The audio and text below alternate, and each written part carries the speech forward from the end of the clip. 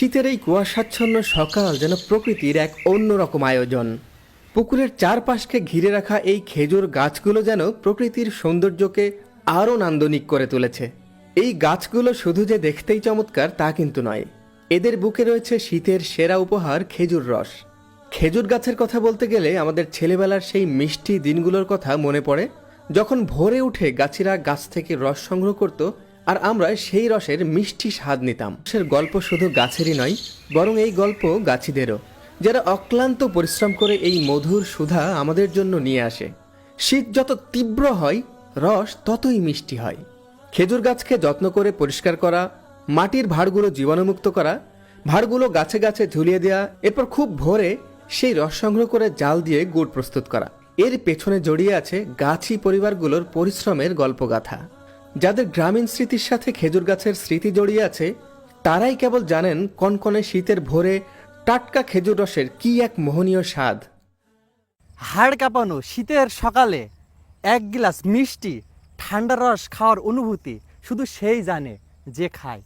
সুমিষ্ট এই কাঁচা রস শুধু যে স্বাদেই সেরা তা কিন্তু নয়, এতে থাকা স্বাস্থ্যকর উপাদানগুলো শরীরকে ঠান্ডাজনিত নানা রোগব্যাধি থেকে সুরক্ষা দেয় এবং রোগ প্রতিরোধ ক্ষমতা বাড়িয়ে তোলে।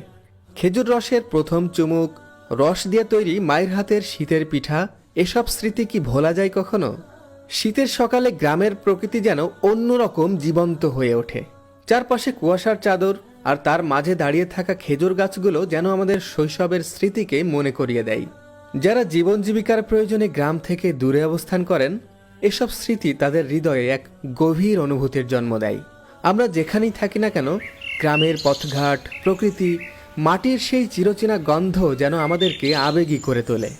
এই গুড় ও খেজুর রস শুধু একটি খাবারই নয়, বরং এটি আমাদের গ্রাম বাংলার সংস্কৃতির অংশ। ভালো গুড় কিভাবে চিনবেন? সেটা তো বোঝা যায় গুড়ের মোহনীয় মিষ্টি ঘ্রাণ, স্বাদ আর রঙে।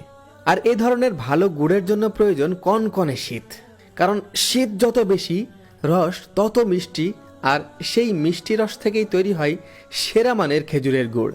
আর এখানকার শীত এমনই যা এই গুড়কে দেয় আলাদা এক মান। তাই এই এলাকার গুড়কে আমরা উচ্চমানের গুড় বলে থাকি।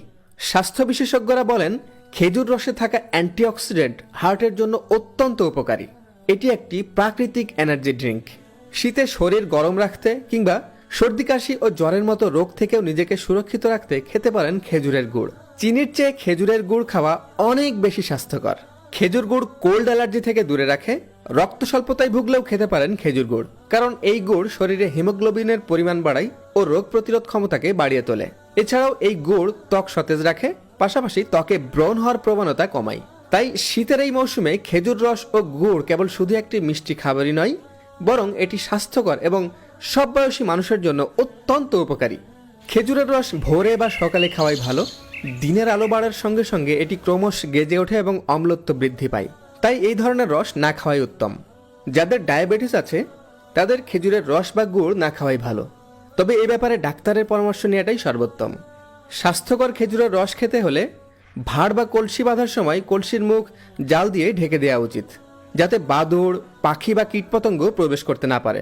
তবে খেজুরের রস ফুটিয়ে খাওয়াটাই বেশি নিরাপদ।